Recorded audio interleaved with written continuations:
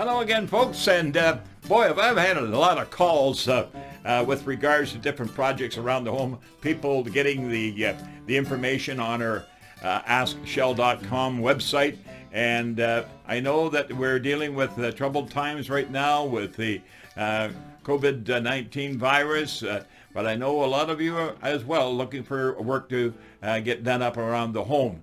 And it may be something that you can do yourself. And I this brought in, for example, here, the CV9.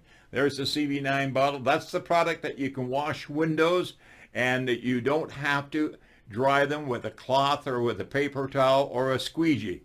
All you do is mix it according to the instructions on the back of the bottle.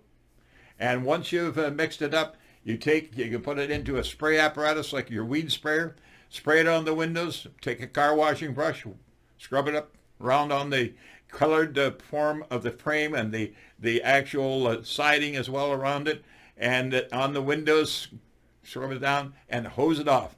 That's all you have to do. No streaks, no water spots. It's just that easy. And keep in mind, if you're washing your stucco, the Shell Busey home cleaning formula is available again.